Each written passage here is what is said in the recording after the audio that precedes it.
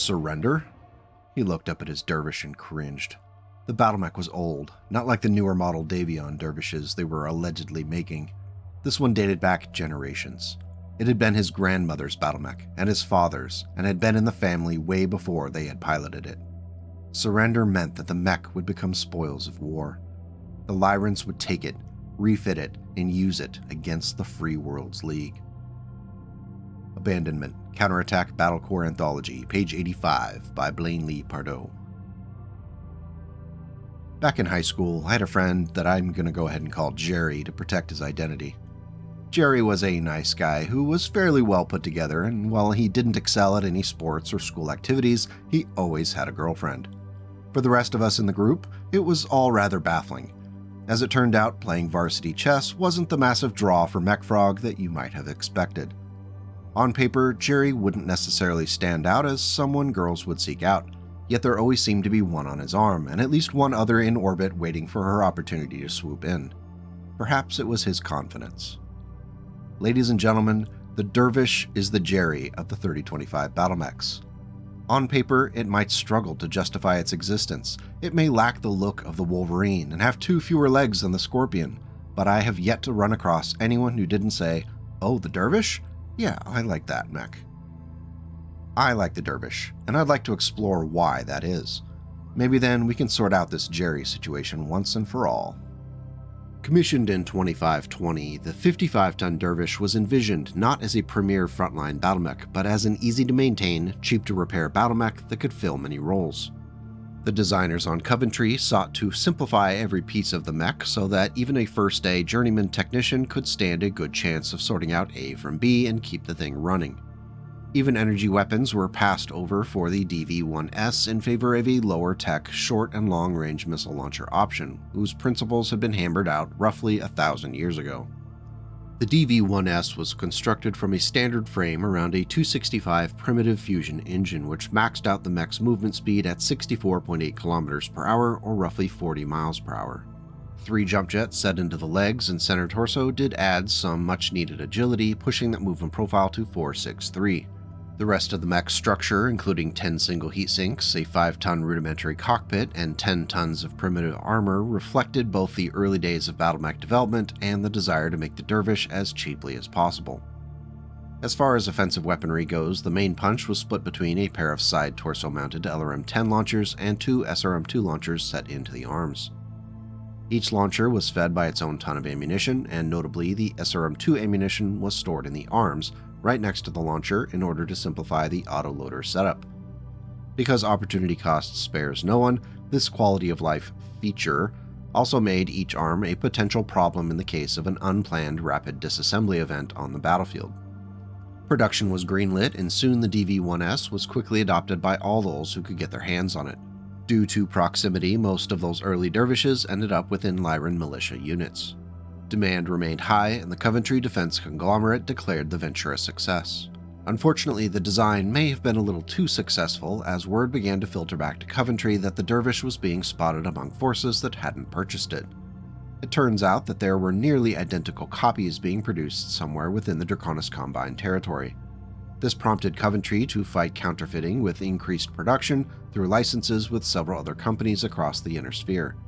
Why buy the copy when the real thing is readily available? At the dawn of the 27th century, the DV-1S was both one of the most commonly deployed battlemechs and one that was in dire need of an upgrade to keep up with the inexorable march of technological development. On the orders of the First Lord Ian Cameron, the Dervish design underwent a redevelopment for future production, as well as receiving a refit kit to bring existing DV-1Ss up to the new standard. Thousands of Dervishes received the upgrade, and except for the occasional backwater or periphery holdout, the DV-1S was rendered both obsolete and extinct. As 3rd Legion Captain Lynn Parry righted her battlemech to face the 55-ton Dervish standing down the street, the enemy mech launched a flight of missiles. Several went wide, striking the damaged building and sending more debris into the street, but many more struck the lumbering Orion. Shards of armor exploded from the war machine, leaving pockmarked craters on the previously undamaged torso.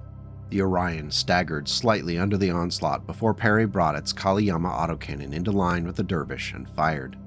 The first volley went wide and tore into an old brick 3-flat, destroying a small store and several apartments in a brilliant explosion. Brothers in Arms, Field Manual Free Worlds League by Chris Hartford. The DV-6M, which stomped out onto the litany of battlefields of the Reunification War, was a significantly different beast in comparison to the original. Faster, more powerful, and slightly tougher, the new Dervish earned its place among its peers like the Shadowhawk and Wolverine. The Archnar Battlemech's Dervish was built from a new Darwinian standard 55T frame wrapped around a larger Cortec 275 fusion engine. This pushed the top speed from 64 km per hour up to 86.4 km per hour, or roughly 54 miles per hour. Additionally, Swingline X-1000 jump jets pushed the leaping distance to 150 meters, or a 585 movement profile for those playing the game at home. The 10 single heatsinks were left untouched, and thankfully the cockpit design was streamlined down to an acceptable 3 tons instead of 5. The Dervish 6M's 7.5 tons of standard Maximilian 105 armor provided 120 points of protection, which was actually a slight improvement over the 10 tons of primitive plate. This placed the Dervish on the lighter end of the spectrum as far as armor coverage went with 55-ton mechs. For comparison, the 50-ton DN9A Centurion carried 8.5 tons of armor, and the WVR-6R Wolverine and the Shadowhawk 2H each carried 9.5 tons of armor. The weaponry for the DV-6M was largely untouched except for the addition of a pair of Chischomp 39 standard medium lasers split between the arms. This gave the Dervish an additional mid and short-range punch, which was very much needed. Sometimes unfairly referred to as a poor man's archer, the DV-6M Dervish often found itself playing the role of a very mobile fire support unit with its LRM-10s before moving in to mop up once the ammo bins ran dry. This half-step between frontline and fire support lent itself to the frequently but only partially quoted, "A jack of all trades is a master of none." But remember, the rest of the quote includes, "though oftentimes better than a master of one." The Dervish saw widespread action through the waning years of the Star League, and by the time the Great Houses were ready to start knifing each other and tossing nuclear weapons around like they were party confetti, the mech was found in every large military unit. The succession wars were hard on the Dervish, and over time their numbers dwindled more than other 55-ton peers. On new roads in 2796, the otherwise insignificant planet ended up right smack in the middle of a combine drive toward the Davion capital, New Avalon. New Roads was defended by a token force led by Captain Conrad Warrant, known as the Whirling Dervishes.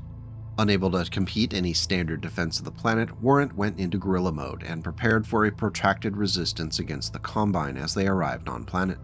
As the Second Sword of Light arrived and laid claim to the capital city, the Whirling Dervishes set up an ambush.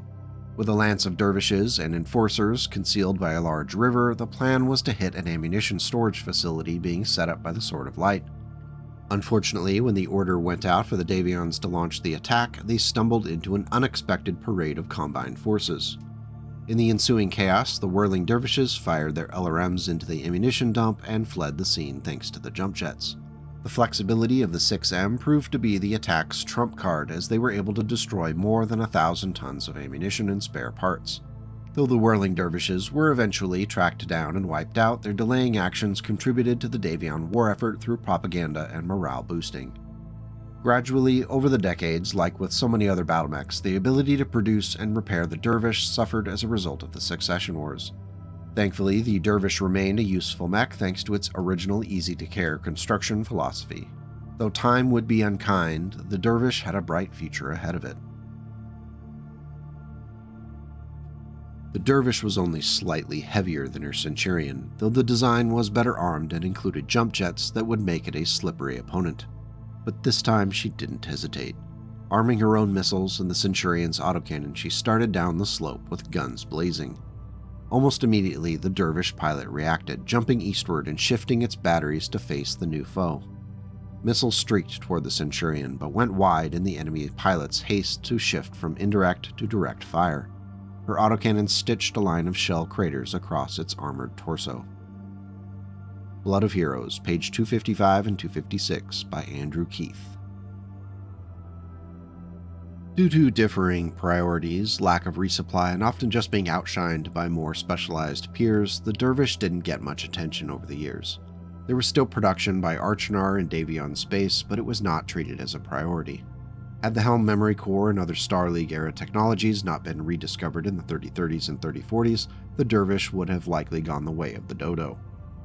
After shutting down the production line on New Avalon to retool, Archinar's engineers got to work creating an updated Dervish which could keep up with the other 55-ton peers. Let's see if they were successful. Unlike many Helm memory core upgrades, the DV-7D Dervish benefited from a substantial overhaul. This time it wouldn't just be a case of slapping on an ER large laser and calling it a day. Starting with the bones of the mech, Darwinian standard 55 TES endosteel was used to shave down the mass of the internal structure to just 2.75 tons. The 275 standard engine was left alone, thankfully, but the 10 single heat sinks were upgraded to the double-strength variety. 8 tons of Starguard ferrofibrous armor was also added to toughen the Dervish's hide by roughly 16%. Fans of the original 6M loadout will be pleased to know that the mech didn't change much for the 7D. The 2 LRMs retained their spots in the side torsos, and the 2 standard medium lasers were also present in their traditional arm locations. The 2 significant changes included the addition of case to both side torsos and the upgrade of the SRM-2s to the Streak variety. The use of case improved the durability of the mech, as those SRMs in the arms represented an always-present concern. At least now, an exploding ammunition bin wouldn't necessarily take the mech out of the fight. The trickier question was the value of switching over to the Streak SRM system. While the advantages are much more obvious for the SRM-4 and SRM-6 racks, the two are rougher because one rarely runs out of ammunition for them. The only significant benefit is the fact that once locked, both missiles are of course guaranteed to hit. There could be some significant disagreement over if that additional half a ton per launcher is worth that. Feel free to yell at me in the comments one way or the other. The DV-7D Dervish that went into battle in 3047 was a solid improvement over the 6M, and it's difficult to find much to complain about in the changes made. It ran cool thanks to the double heatsinks and was slightly tougher than the original. I suppose one could take issue with the only modest improvement in damage output in comparison to some other Helm memory core upgrades, but that may come off as quibbling. Flanders' mech rocketed back with the impact, then waded forward, loosing a volley of missiles in reply. With a stab of horror, Lowry realized that Dag was fighting for her, that he was engaging 2 stalkers in order to give her time to clear the area. One hand snapped up to the small emergency radio clipped to her cooling vest's survival harness, then dropped as she remembered that it would transmit only on emergency channels, not the Legion's tactical frequency. Besides, Flanders appeared to be totally caught up in the violence of the moment, leaning his chunky Dervish forward like a man leaning into a stiff, sleet-laden wind.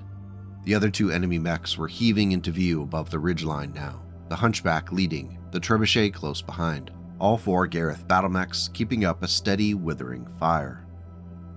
Operation Excalibur, page 79 and 80, by William H. Keith, Jr. The next version of the Dervish wouldn't arrive until 3062, which is a testament to just how good the Helm memory core upgrade was. The DV-8D took the restrained wisdom of the 7D and threw it into the wood chipper with the adoption of an XL engine. This bought enough mass for a complete refit of the weapon's loadout and a swap over to 10.5 tons of standard plate armor, which provided 168 points of protection. The loadout does little to reject the label of the poor man's archer by mimicking the heavier battlemech with a pair of LRM-15s in the side torso where the LRM-10s used to be. They were each fed by 4 tons of total ammunition, and their accuracy was improved by included Artemis IV fire control systems. Once the 16 shots were expended, the 8D could still participate in the fray with 4 ER medium lasers split evenly between the left and right arms. The devil's bargain made with the Dervish 8D was vulnerability in exchange for offensive power. It was also much more of a clear fire support battlemech than its previous incarnations. The significant drawback was found in the presence of that XL engine, which meant that the mech's side torso cases might be enough to save the mech for salvage, but it won't keep the Dervish in the fight should that LRM ammunition cook off or if the side torso is destroyed through conventional methods. While the 8D might be tempting if you're looking for a medium mech that can behave like an archer, the price tag for that privilege may give pause.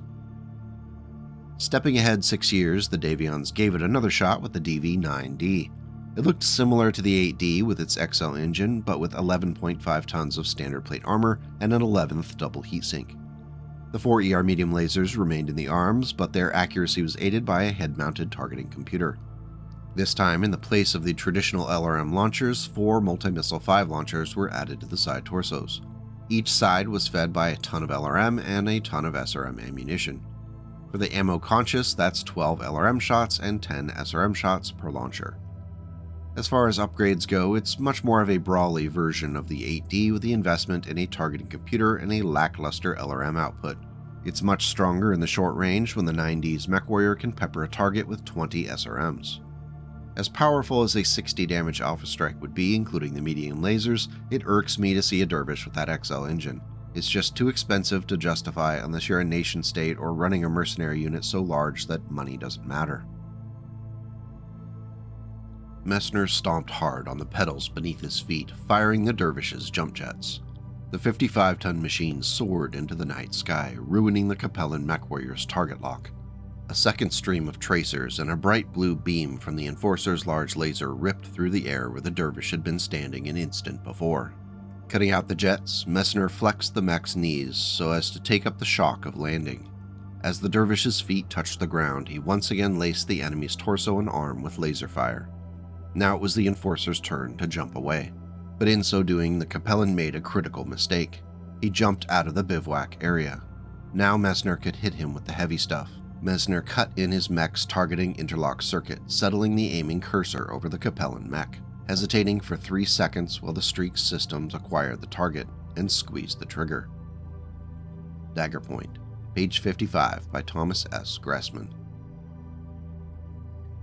If you've been less than impressed by the Dervish variants so far, we have only to glance towards Solaris 7 for an example that is sure to catch your attention.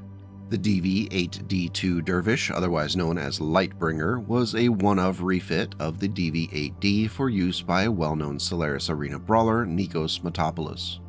Running his refit machine as a close-range ambush brawler, Matopoulos walked away winning more than his fair share of fights. As would be expected, the base structure for the Lightbringer looks close to the original, with the 275XL engine, 11 double heatsinks, and 8 tons of ferrofibrous armor. Where things start to go wild is with the addition of improved jump jets, which push the movement profile for the machine up to 588. Not too shabby so far. Another notable tweak was the addition of spikes to the mech's head, giving the Dervish the look of royalty while also protecting the machine's Mechwarrior from incoming physical damage. Usually painted in red and blue livery, Matopoulos' Dervish packed a pair of snub-nosed PPCs and 4 ER medium lasers split evenly between the arms. At 9 or closer hexes, that would be a possible 40 damage, which is not too bad. The downside of generating that 40 heat would be a problem for the Lightbringer's 11 double heatsinks, but to compensate, 2 coolant pods were added, 1 to each side torso. When used, Matopoulos could alpha strike 3 consecutive times before needing to find refuge to cool off. Though Matopoulos would end up leaving the arenas of Solaris and caused a series of questionable, if not outright murderous, incidents across the Free Worlds League, his Dervish stands as an interesting, if not terrifying, one-of variant for the BattleMech. The first on the scene was Private Henry Stano's Valkyrie. The green replacement, flush with the excitement of his first engagement, had charged ahead of the 7th Mech Company's main body. For a few seconds, Stano traded laser and missile fire with a pirate Dervish. Then a devastating blast from a PPC caught his mech just below its armored ribs. Whirling to face the new threat, Stano made a mistake. In turning to engage the Griffin, which had managed to flank him, he exposed his thinly protected back to the damaged but still active Dervish. The Val's meager armor shattered under a merciless volley of 24 short and long-range missiles and 2 laser bolts. Staggered by the pounding, Stano struggled furiously with his controls, fighting to keep his mech on its feet. The Hunters, Twilight of the Clans, Volume 3, page 185, by Thomas S. Gressman. Leaping ahead to 3073, the DV-6MR refit for the Dervish turned to a more traditional and I would argue better form. It lacked the fancy XL engine and some of the other bells and whistles, but instead focused on being a durable quality producer. With a standard structure in the original 6M's 7.5 tons of armor, the 6MR is pretty straightforward. The only advanced structural upgrade was the shift to 10 double heatsinks from singles. They would be needed as the 2 traditional SRM-2s in the arms were yanked in favor of 2 medium pulse lasers. This vastly improved the Dervish's close-range power and also dealt with the ever-present threat of SRM ammunition in those arms. The 2 standard medium lasers and the 2 LRM-10s from the original 6M remained in place. Overall, the DV-6MR is a solid and entirely respectable design, even if it lacks a showpiece heavy-hitting weapon like some of its other 55-ton peers. It's just a little odd to see it in 3073, well into a few decades where wild and wacky weapons and equipment upgrades were the norm. Why are you so chill, Dervish? Is this part of your charm? Are we close to identifying Jerry's secret? The Dervish again hit with missiles, this time shattering more armor on the Timberwolf's back. Alaric held on tight, compensating for the weight shifts as his mech shed armor. Trapped as he was between 2 mechs, with armor stripped from several locations, he should have felt fear, but something else slipped into its place. It struck him that they could never defeat him because they were mortals and unworthy. Masters of War, page 262 and 263, by Michael A. Stackpole. Our last official variant for the Dervish arrived just recently in 3149 thanks to the fine people at Archnar Battlemechs on New Avalon. Kudos to them for never giving up on the design. Its designation, DV-11DK, demonstrated the complicated position that Archnar was in at the time due to the fact that New Avalon, the capital world of the Federated Suns, was under the boot of the Draconis Combine. The 11DK variant was already well into the design process when the Dragon arrived, but it would be modified to fit the needs for the new administration. The end result was a mixed inner-sphere clan tech Dervish that shared elements produced by both the Combine and the Federated Suns. From the ground up, the 11DK's production showed little concern for expense. From the endosteel frame, inner-sphere grade XL engine, compact gyro, and 14 tons of ballistic reinforced armor, this is a Dervish that will very likely test your pocketbook's flexibility. The traditional movement profile of 585 wasn't touched, and the 10 double heatsinks are no surprise at this point. As far as weapons and equipment goes, little expense was spared with the installation of 2 clan-grade LRM-10s in the side torsos that were fed by 2 tons of Case 2 protected ammunition stored in the right torso.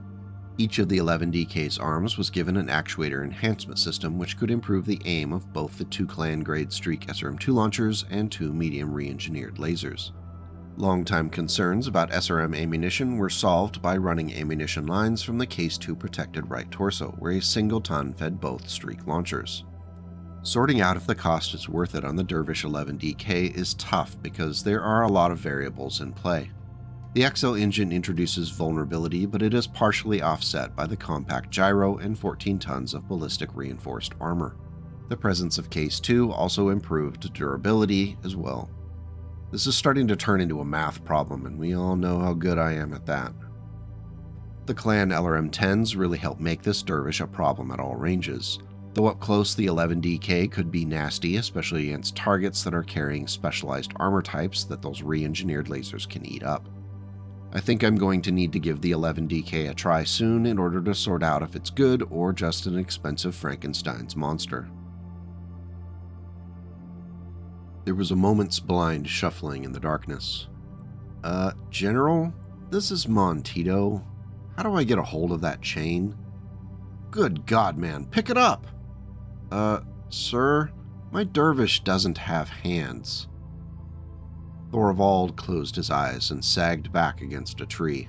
Around him, ground troops who had gathered to watch looked at one another with carefully masked expressions. Of the 3 lead mechs, only the Dervish was remotely humanoid. Somehow, Thorvald had assumed that it was equipped with hands, forgetting that its forearms ended in paired laser projectors and SRM launchers.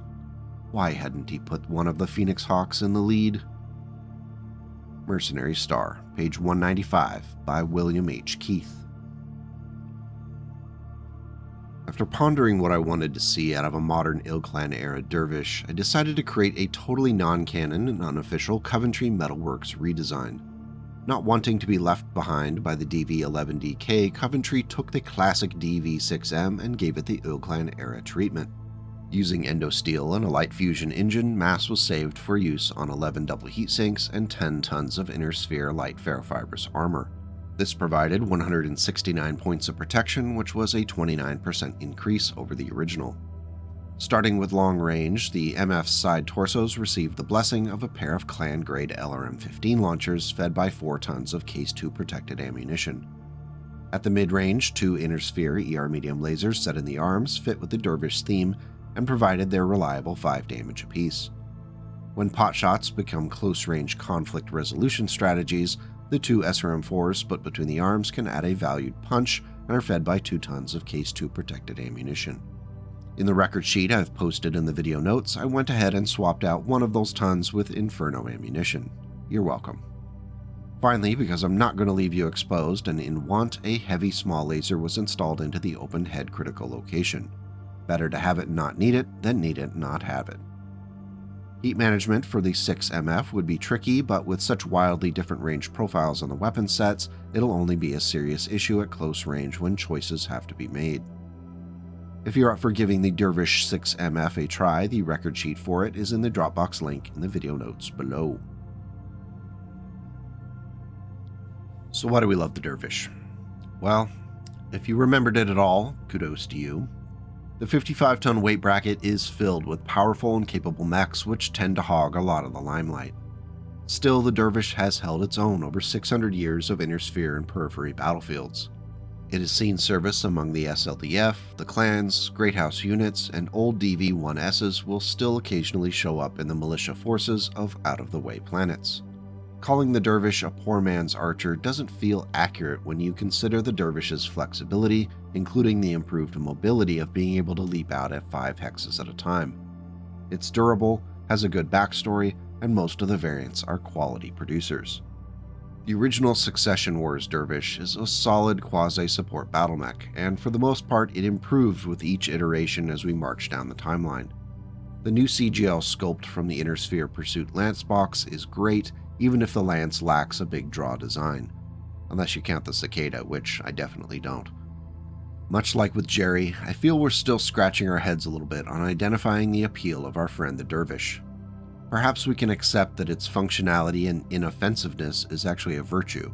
It just does its job and looks pretty good while doing it. Perhaps that's Jerry's simple secret.